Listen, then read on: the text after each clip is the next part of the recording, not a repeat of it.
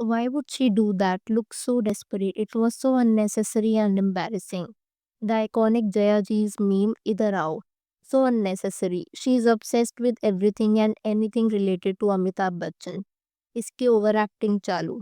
ये कमेंट्स तो आपने देख लिए और ये जो कमेंट्स है ना ये भी हाल ही में एक फिल्म इवेंट हुआ था और जो मूवी का नाम है दैट इज 21। 21 एक ऐसी मूवी है which is starring Amitabh Bachchan के ग्रैंडसन अगस्त्य नंदा एंड अक्षय कुमार की नी सिमर भाटिया। इस स्क्रीनिंग पर ना सेलिब्रिटीज तो कई आए थे जैसे कि सलमान खान, फातिमा सना शेख, तब्बू, जितेंद्र, सनी देओल, सलमान खान की girlfriend Iulia Vantur, Johnny liver, tiger Shroff, Amisha Patel, Agastya Nanda की मम श्वेता नंदा जो कि अमिताभ बच्चन की डॉटर भी हैं, एंड रेखा। अब देखो जैसा मैंने आपको बताया कि सेलिब्रिटीज तो कई है लेकिन सबसे ज्यादा टेंशन अगर किसी ने ग्रैब करी that was none other than Rekha. और वो क्यों, उसके लिए ना आपको ये वाली क्लिप देखनी होगी। तो क्या रेखा जी जैसी पेपराजी के सामने आई और वहां पर था क्या ना, बैकग्राउंड में मूवी का पोस्टर था and Agastya was obviously the front face of it. और उनका कुछ ऐसा अफेक्शनेट जेस्टर बहुत ज़्यादा वायरल होने लग गया और इसका काफ़ी ऑब्वियस रीज़न जिसकी वजह से रेखा जी को ट्रोलिंग फेस करनी पड़ रही है कि Agastya is the grandson of Amitabh Bachchan. ये जो जेस्टर था ना, almost everybody noticed, cameras clicked faster, whispers began immediately, क्योंकि बॉलीवुड में ना कॉन्टेक्स्ट मैटर्स मोर और हिस्ट्री उससे भी ज़्यादा मैटर करती है। ये कोई ऐसा नहीं था कि सीनियर एक्ट्रेस आर्यो who is just blessing a newcomer. This was Rekha standing before Amitabh Bachchan's grandson और वहाँ पर वो एक ऐसा जेस्चर प्ले करती हैं that was laid with memory, speculation and unresolved past narratives. अगर ये कोई और डेब्यूटेंट होता ना तो शायद इस जेस्चर को वार्मथ कह करके लोग डिसमिस कर देते। But Agastya Nanda is not just any debutante, he is the grandson of the man जिसको एसोसिएट किया जाता है रेखा के साथ फॉर डेकेड्स। और इसी पर ना आप नेटिजन्स के कुछ कमेंट्स भी देख लो।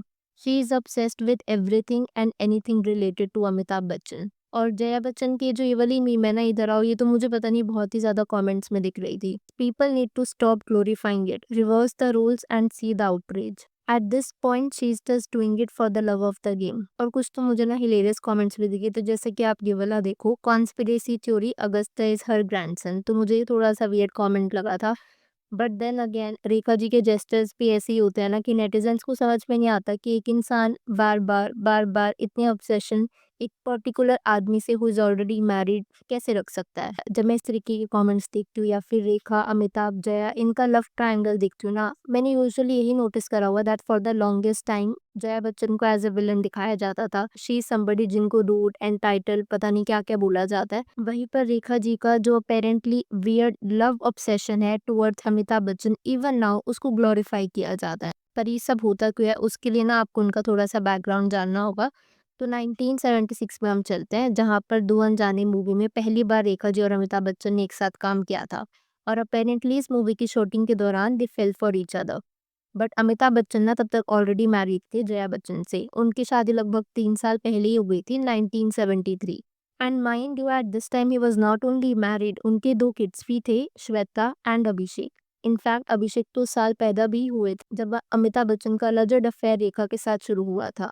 ये जो पूरा एक्स्ट्रा मैरिटल अफेयर वाला ड्रामा है ना, ये पता है और भी वियर्ड तब बन जाता है अगर आप रेखा और जया का रिलेशन अपने आप में देखो। रेखा ने अपनी ऑटोबायोग्राफी में ये बताया है कि जया और Rekha at one point of time पड़ोसी हुआ करते थे। और ये उस टाइम की बात है जब जया और अमिताभ एक दूसरे को डेट कर रहे थे। मतलब कहीं ना कहीं Rekha was well aware whatever was going around and Amitabh तो ऑब्वियसली अवेयर थे ही because he was married and had 2 kids. Anyways, तो जब रेखा और जया नेबर्स हुआ करते थे ना, तो रेखा कभी कभी जया से मिलने उनके घर जाया करती थी एंड जया उनको एडवाइस भी किया करती थी करियर पर, बिकॉज जया बच्चन उस टाइम पर उनको जया बहादुरी बोलते थे। शी वॉज सीनियर टू रेखा और उन्हें काफी एक्सपीरियंस रह चुका था फिल्म इंडस्ट्री में। सिर्फ इतना ही नहीं, रेखा तो एक्चुअली जया को दीदी करके एड्रेस किया करती थी। अब अगर आप किसी को इतने क्लोजली जानते हो, उनसे करियर एडवाइस ले रहे हो, उनको इस तरीके के सैल्यूटेशंस के साथ एड्रेस करते हो, कहीं ना कहीं रिफ्लेक्ट्स कि आपकी उनके साथ किस तरीके की क्लोजनेस है। और ये इंस्टेंस ना मैंने आपके साथ इसलिए शेयर किया बिकॉज रेखा ये सब जानते हुए भी कहीं ना कहीं जया को बिट्रे कर रही थी। जहाँ जया रेखा को एक यंगर सिस्टर की तरह ट्रीट करती थी, करियर की एडवाइसेस दे रही थी, वहीं पर रेखा का उनके हस्बैंड के साथ अफेयर चल रहा था। खैर टाइम पास बाय और इनका काफ़ी नॉट सो सीक्रेट अफेयर ना बहुत लंबे टाइम तक रहा अंटिल यश चोपड़ा ने एक मूवी ऑफर करी जहां पर अमिताभ, जया और रेखा को एक साथ काम करना था।